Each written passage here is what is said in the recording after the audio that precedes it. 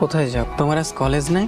আছে, রিহানা ভাবিরে পড়ায় তারপরে 10টার দিকে যাবো। তা আপনি এত সকালে এখানে কি করতেছেন? কোথাও যাইবেন নাকি কারোর জন্য অপেক্ষা করতেছেন? তোমার এক নজর দেখার লাগে সে কখন থেকে অপেক্ষা করতেছে। এগুলো করে কি কোনো ফায়দা আছে? একটা সময় পর দেখবেন এই দিনের কথা মনে করে তখন আপনি নিজেই লজ্জা পাইবেন। আচ্ছা নুসরাত, তুমি শুনলে খুশি হইবা। আমি সব বাজে আড্ডা, দুষ্টামি, ফাজলামি সব বাদ দিয়ে দিচ্ছি। যদি আমারে খুশি করার জন্য ছাড়েন তাহলে ছাড়ার দরকার নেই। ভালো পথে চলবেন নিজের আর পরিবারের কল্যাণের জন্য, আর নামাজ পড়বেন আল্লাহর সন্তুষ্টির জন্য আর আখিরাতের জন্য। যদি রাস্তায় মাঝে মাঝে তোমাকে দেখার জন্য খাড়াই থাকি, তুমি কি রাগ করবা? আমাকে কেন নিজের সময় নষ্ট করবে? তার চেয়ে ভালো ওই সময়টা একটা ভালো কাজে ব্যয় করেন। আসি, আসসালামু আলাইকুম।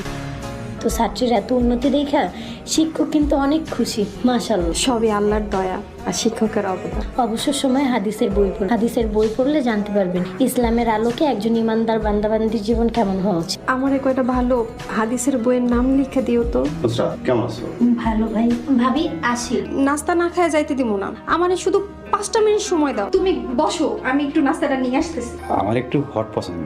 তুমি হট হইলে মানে রাগলে বেশ আমার সুন্দর লাগে। শিপন ভাই, কত সুন্দর সাজানো সংসার আপনার। রেহানা ভাবি যেমন সুন্দর তেমন খুব ভালো একজন মানুষ। আপনি অনেক ভাগ্যবান, আল্লাহ যা দিছে তাই নিয়ে সন্তুষ্ট থাকেন। কোথায় সুখ আছে আর কোথায় শান্তি আছে তোমার কাছ থেকে আমার শিক্ষা হবো। আমি যে কোনো মূল্যে তোমার বিয়ে করবো, তুমি আমার বিয়ে করো, তোমার পরিবারে সুখে রাখো, কথা দিলাম। আল্লাহর দোহাই লাগে আমার জীবনটা নিয়ে আপনি খেলেন না। আজকের দিন চলে গেলে হাতে সময় আছে আর 2 দিন, নিজের আর পরিবারের সম্মান রক্ষা করো। ভালো থাকো, আসি, বাই বাই।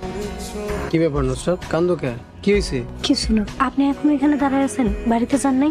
বাড়ি যেতে ভালো লাগতেছে না, তাই আর বাড়িতে যাই না। কেন?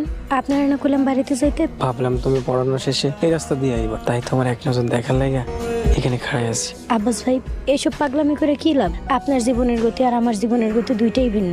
নিজের মূল্যবান সময় নষ্ট করেন। নিয়মিত নামাজ পড়বেন। ইনশাল্লাহ চেষ্টা করবো। একটা কথা জিজ্ঞাসা করি, রাগ করো না। আমি যদি নামাজ পড়ি, ভালো হয়ে চলি, তাহলে কি আল্লাহ আমার মনের আশা পূরণ করবো?